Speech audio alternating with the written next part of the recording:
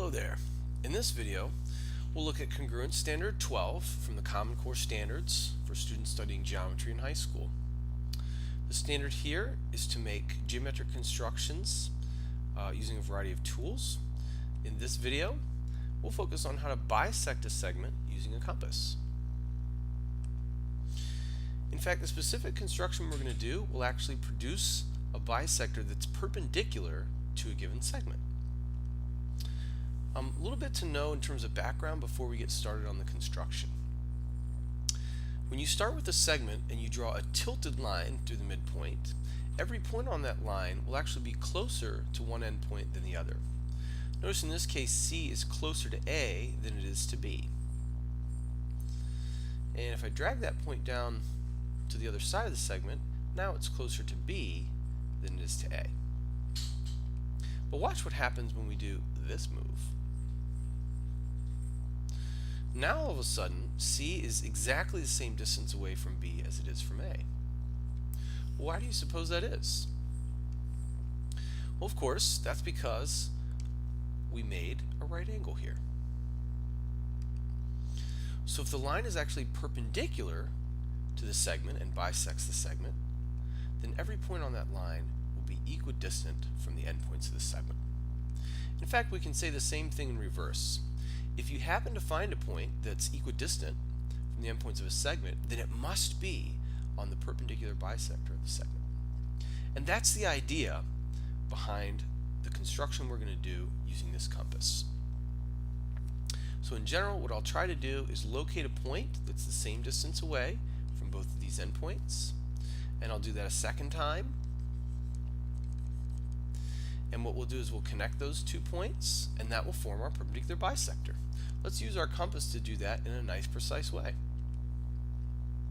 First thing is to place the pointed end of the compass on one end point of the segment.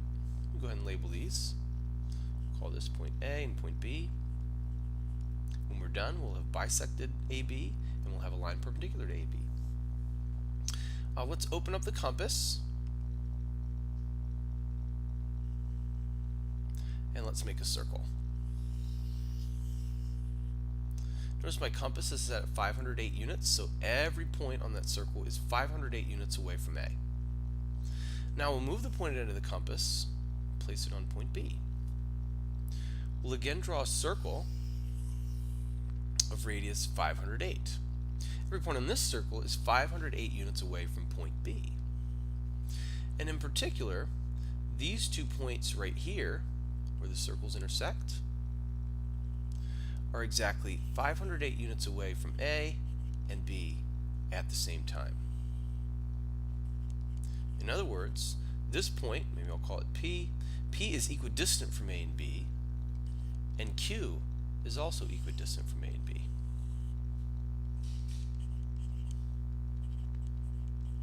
And if I were to connect these 2 points, I'd have a perpendicular bisector. Let me again do that more slowly and carefully, but this time rather than drawing the complete circles, I'll make my picture look a little bit cleaner by just drawing arcs, partial circles. Okay, so typically when you do this construction, you'll only draw just enough of the circle to where you can get the circles to intersect each other.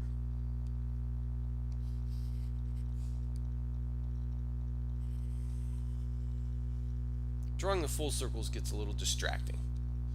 Okay, I believe we're done with this compass. I'm going to close that out, and we'll clean up our drawing a little bit so it looks nice and symmetric and beautiful. Lovely. Okay, once again, we're interested in these 2 points right here where those circular arcs intersect, and we'll use our straight line tool to connect those 2 points.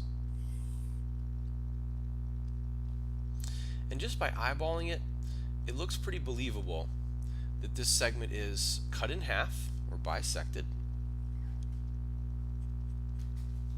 That looks right. And it also looks to be the case that these 2 angles are congruent. So each one of them is a right angle. And so that's how to create a perpendicular bisector. Let's take an even closer look at the technique we use to try to understand why it works.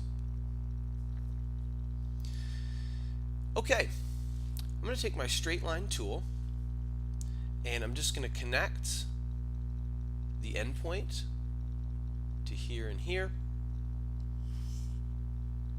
and I'll connect this endpoint here and here as well.